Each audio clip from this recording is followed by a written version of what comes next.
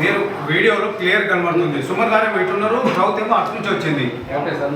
కాంగ్రెస్ వాళ్ళు ఉన్న సైడ్ నుంచి రౌత్ వచ్చింది. కాంగ్రెస్ వాళ్ళే రౌతులేసి ఉల్టా మా మీద మా వాళ్ళు జరిగింది. మా మీద రౌతులేసింది కాంగ్రెస్ వాళ్ళు, కేసులు మీరు పెట్టింది మా మీద. ఏం పంపుతండి ఇంత ఏకపక్షంగా పోలీసు వ్యవహారం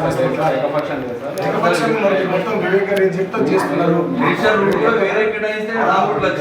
మీరు మొత్తం మంత్రి గారు నడుస్తున్నారు, మంత్రి గారు రాజ్యం నడుస్తున్నది. మాకు 22 స్థానాలలో 14 స్థానాలు వచ్చినాయి కేంద్రపల్లి మున్సిపాలిటీలో. మమ్మల్ని ఎందుకు ఈ రకంగా చేస్తూ ఉన్నారు? ఎందుకు ఈ దౌర్జన్యం? ఈ ప్రాంతంలో గతంలో ఎప్పుడు ఇట్లా జరిగిందా? ఇట్లా ఉండేనా?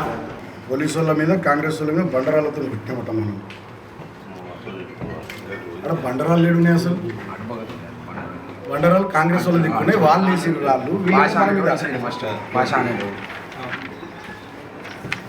సరే మాకు అర్థమైంది. నన్ను జైల్లో పెట్టాలి, మీ మంత్రి కేతంపల్లి మున్సిపాలిటీలో ఎట్లనే వేసి మా వాళ్ళని బెదిరించో భయపెట్టో ఏదో ఒకటి వేసి అది గెలవాలి. అంతే కదా, అదే కదా. మంత్రి గారు గుండారాజ్యం అయిపోయింది. ఇలా మంత్రి రౌడీ, ఆయన కొడుకు రౌడీ, వాళ్ళు రౌడీ, గుండాలో ఇవాళ నమ్మాలంటున్నారు.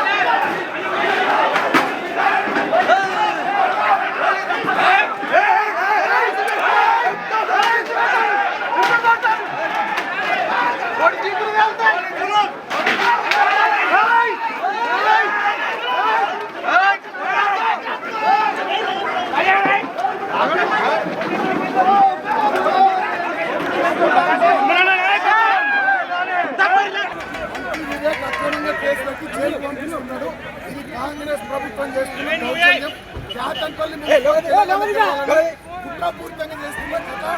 నేను జైలు పోయినా కూడా కేతంపల్లి మున్సిపాలిటీలో వివేక్ గెలవలేడు. ప్రజలు అన్ని గమనిస్తూ ఉన్నారు. జై తెలంగాణ.